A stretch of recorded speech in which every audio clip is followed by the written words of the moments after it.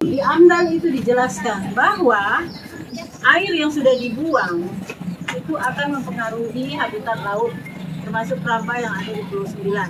Oleh sebab itu, keramba-keramba itu harus diganti rugi atau direlokasi. Jika tidak direlokasi oleh PLTU, maka diberi kompensasi ganti rugi. Apakah itu dilakukan? Enggak, kan? Enggak kan? Nah, itu yang saya katakan melanggar dari kesepakatan. Itu aja poin itu aja.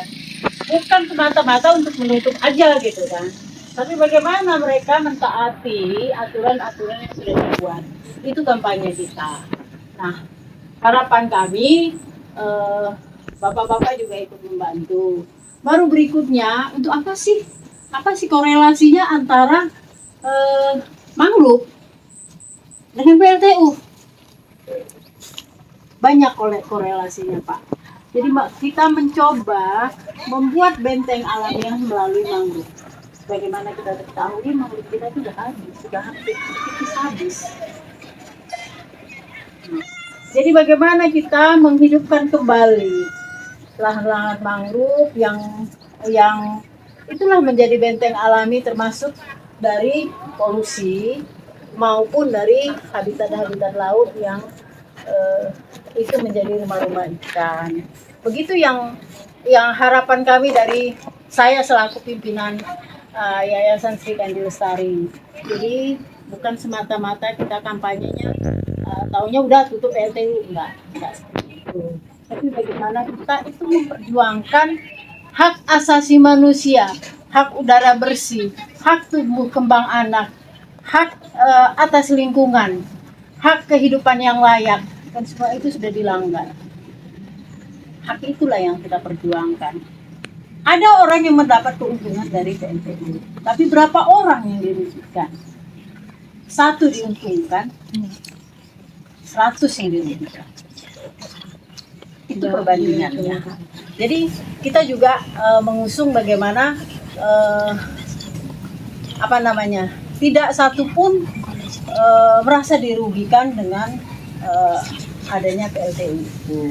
Jadi kami tetap mengupayakan supaya hak-hak masyarakat itu dikembalikan seperti sedia kala.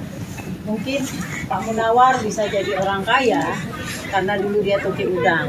Tapi sekarang sejak ada PLTU, ya gini, sakit-sakit orang tua lah, sakit-sakit orang tua lah, nggak ada lagi udangnya yang dijual sama dia mau mesti kemana gitu loh. Jadi itulah perbandingannya.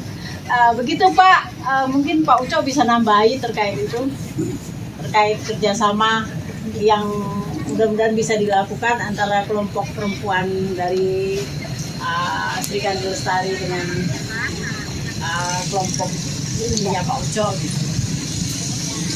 Indah. Saya cuma nambah sedikit aja. Assalamualaikum warahmatullahi wabarakatuh. Waalaikumsalam warahmatullahi wabarakatuh. Nama saya Abdullah Tanya Penutup. Saya ketua kelompok Sintila Dusun 3 Tertigandi Desa Lubutang, mempunyai luas lahan sekitar kurang lebih 90,65 hektar.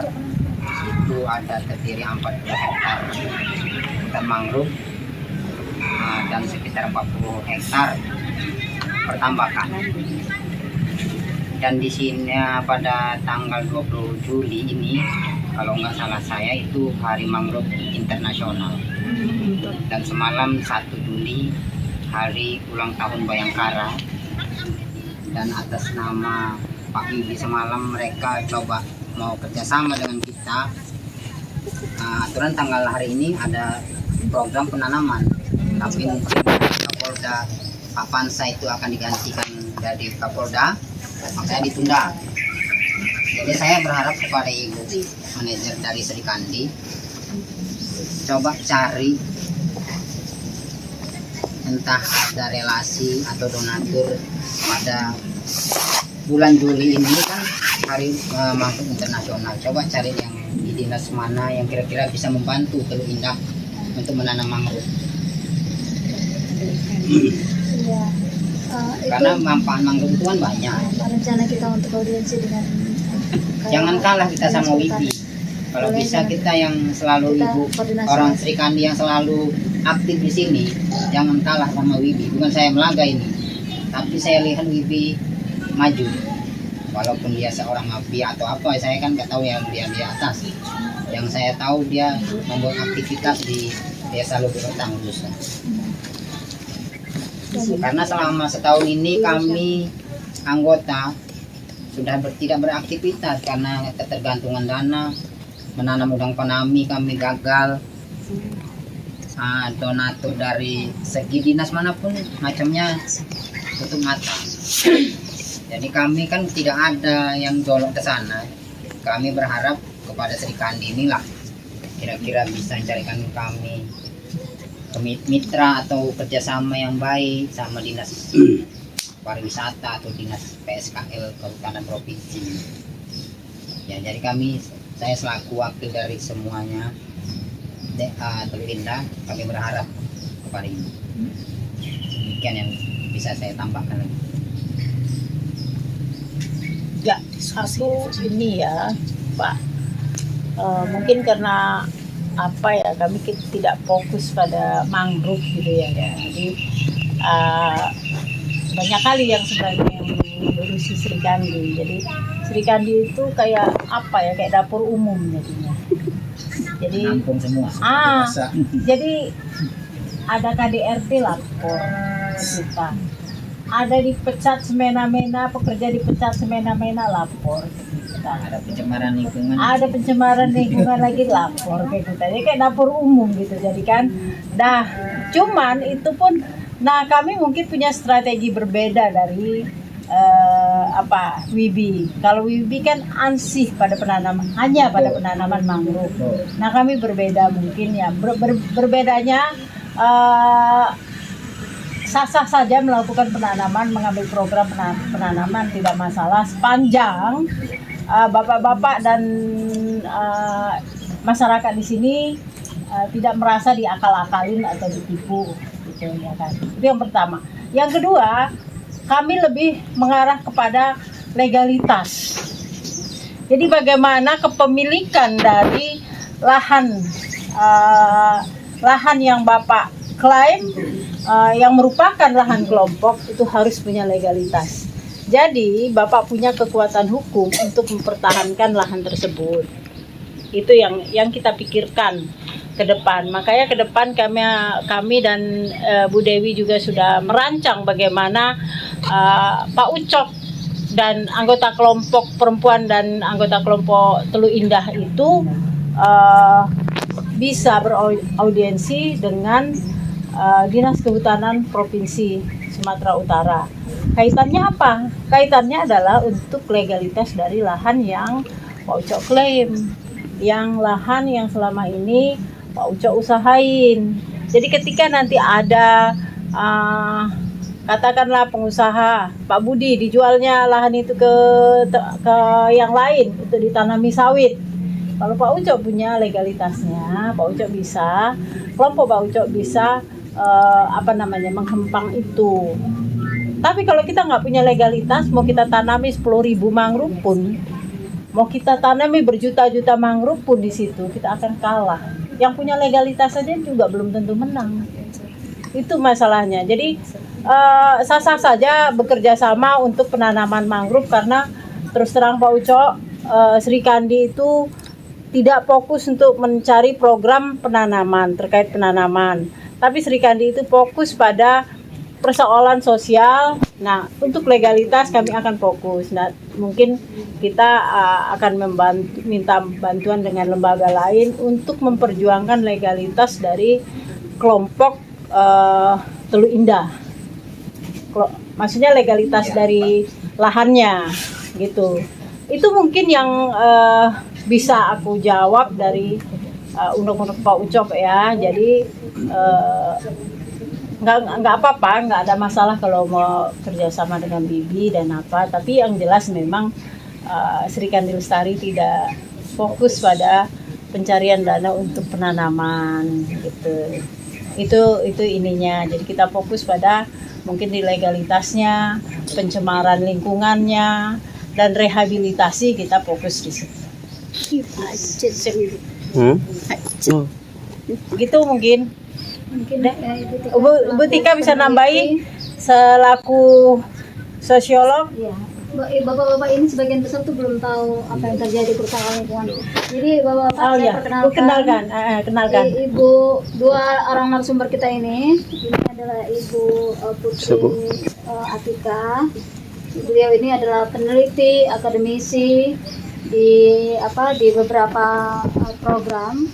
Nah, kemudian dia banyak melihat menyoroti mengenai kerusakan lingkungan, kondisi sosial masyarakat, kebijakan. Jadi patutlah kita minta pencerahannya dari Ibu ini bagaimana pandangannya Kaitannya dengan Sri Kandi.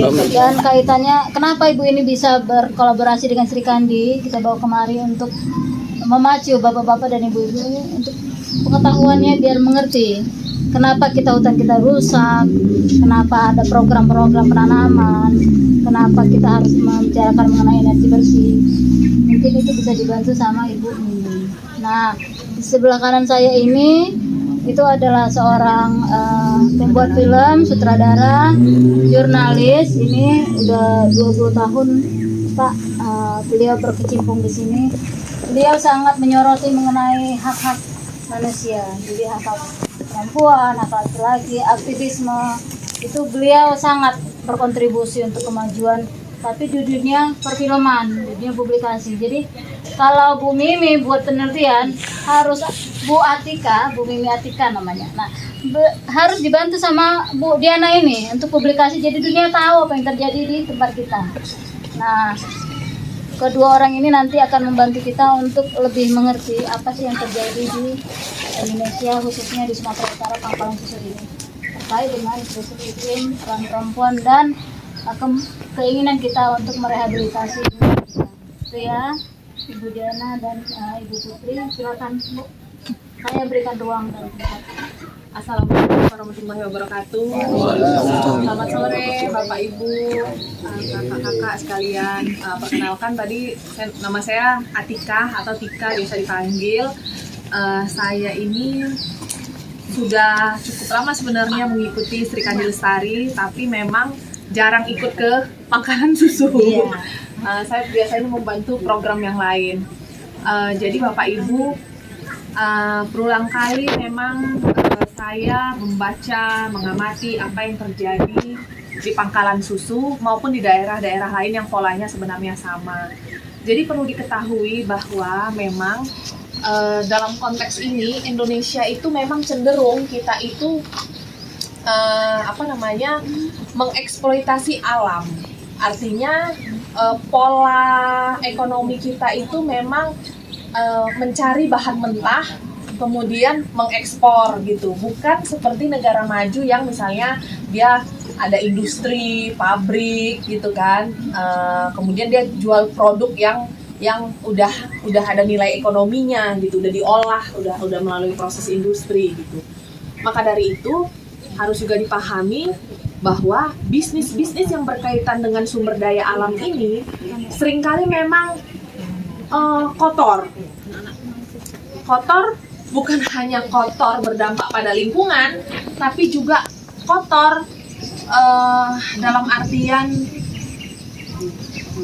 syarat dengan korupsi, suap menyuap, karena eksploitasi sumber daya alam berkaitan erat dengan otoritas pemerintahan gitu. Jadi nggak bisa itu orang sembarangan bisa eksploitasi batu bara, pasir, nikel itu tanpa dia berhubungan dengan pemerintahan. Beda dengan industri sebenarnya. Nah, jadi apa yang terjadi di sini sebenarnya nggak jauh beda juga yang terjadi juga di daerah-daerah lain, walaupun mungkin di sini dalam konteks itu untuk energi batu baranya. Nah, pasti Bapak Ibu udah memahami kenapa kemudian kita nggak beralih ke energi bersih gitu. Kenapa sih masih kita di batu bara terus gitu? Ya seperti kita ketahui bahwa para pengusaha yang mengeksploitasi batu bara, yang menambang batu bara itu adalah mereka yang juga merupakan para pejabat publik kita, para politikus-politikus. Orang-orang terkaya di Indonesia adalah mereka yang memiliki bisnis batu bara gitu. Nah, jadi kemudian apa relasinya apa hubungannya dengan kita? Dengan kondisi politik uang yang cukup tinggi, dibutuhkan orang kaya, Pak, untuk masuk politik. Ya nggak, biaya kampanye rendah atau tinggi, Pak? Tinggi, luar biasa ya, Bu ya.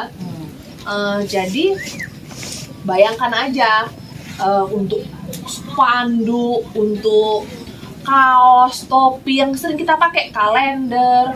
Tahun depan tuh bakal rame ya, Bu ya. Jangan-jangan akhir tahun ini udah juga mulai mereka sebar ya kan. Belum lagi menjelang hari H, serangan fajar ya kan. Artinya ongkos politik yang begitu besar ini hanya bisa dibiayai oleh para pengusaha yang punya banyak cuan, banyak duitnya gitu. Nah, jadi nggak usah heran jadi kayak masalah ini kayak lingkaran setan gitu. Mereka pebisnisnya dengan cara kotor, mereka juga pejabatnya gitu. Bayangkan Bapak Ibu, kalau kita punya usaha sekaligus kita yang pejabatnya kayak mana? Kita ngamankan usaha kita nggak? Pasti dong. Ada tumpang tindih kepentingan di situ.